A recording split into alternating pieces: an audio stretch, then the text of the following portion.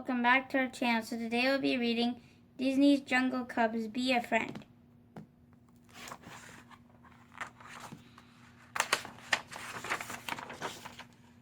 Mowgli has always loved the jungle. When he was a baby, Mowgli had been lost there. The good jungle animals found and cared for him until he was old enough to go home.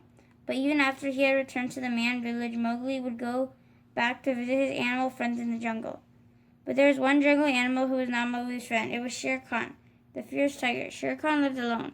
He wanted no friends. All he wanted was food. "Ah, I see my dinner," said Shere Khan, watching Mowgli. He sneaked up behind Mowgli and growled, "How nice of you to visit me at dinner time, boy." Mowgli spun around and stared up into the tiger's hungry yellow eyes.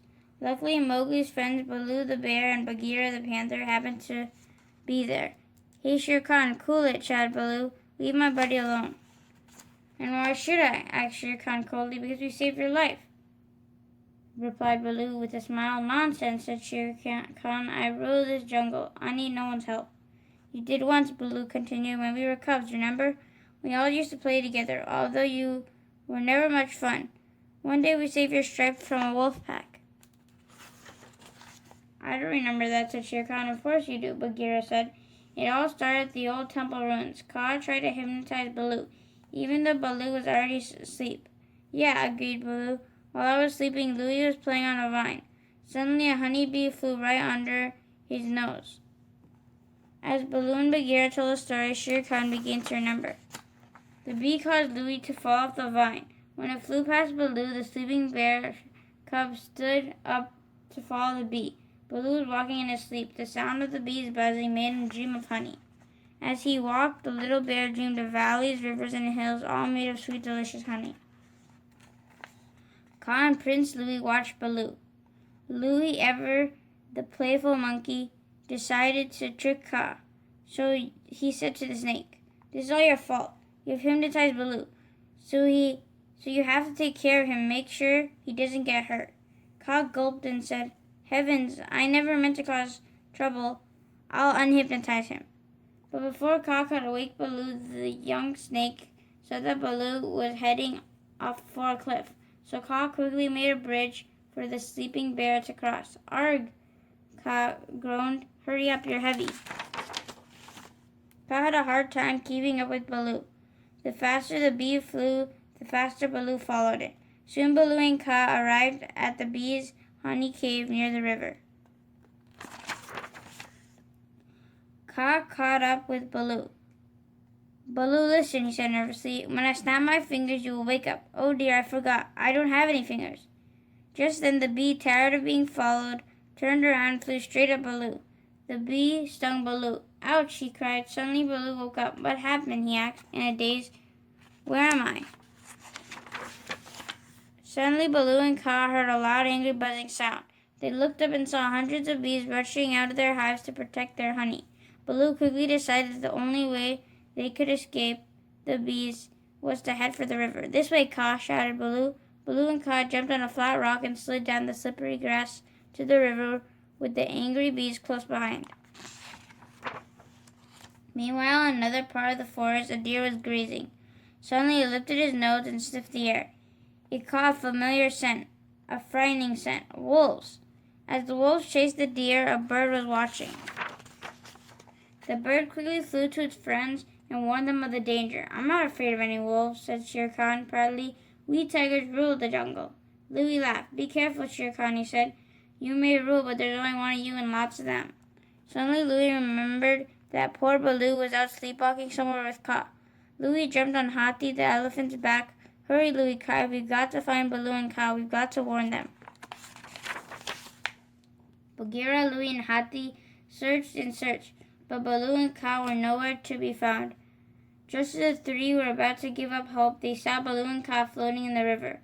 Baloo shouted a big hello. "You all look tense and nervous," he said to his friends. "Jump in and cool off. The water's great." Meanwhile, back at the temple ruins, Shere Khan heard howling behind him. He quickly spun around just as two wolves rushed at him. Shere Khan was small, but he was still a tiger. The young cub had no trouble defending himself. But an instant later, 2 more wolves appeared, and these were bigger and even more vicious. Shere Khan was in big trouble. Shere Khan turned and jumped into the temple wall. But he was safe for the moment, but the tiger knew he would have to come down eventually. When he did, all those sharp teeth would be waiting for him. Just then, Baloo and the others appeared. "Hey, have you flea-bitten mutts come to visit us?" Baloo asked the wolves with a laugh. "Go home," said Hathi, snoring loudly through his trunk. "You don't want a tiger," laughed Louie. "Tigers don't taste good. Try this instead." With that, Louie threw a rotten mango right into the face of the lead wolf. The wolves were furious. They chased after the jungle cubs. "Run to the honey cave," Baloo shouted. "I have a plan." "Baloo, are you sure you know what you're doing?" Louie asked the bear. Baloo was clever. He knew the dogs barking would attract the bees. The angry insects flew out of their hives and attacked the wolves. The jungle cubs were smart. They jumped into the river and hid under the water until the bees passed. Then they stuck their heads up and laughed as the bees chased the wolves all the way down the river. "It'll be a long time before we see those mangy mutts again," laughed Baloo. Later, when they got back to the old temple, Baloo said to Shere Khan, "Don't bother to thank us." "Thank you for what?" the young tiger asked. "For saving your skin," answered Louie. "And you never did thank us," Baloo said, finishing the story. "So you can do it now by letting Mowgli go." "It never happened," Shere Khan growled. "Besides, it was a long time ago, and right now I'm still hungry."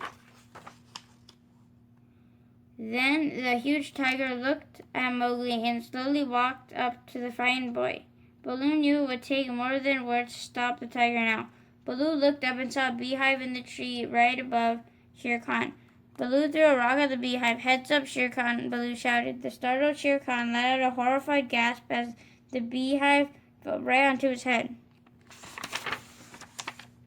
Mowgli and his friends laughed as the tiger ran away, pursued by an angry swarm of bees.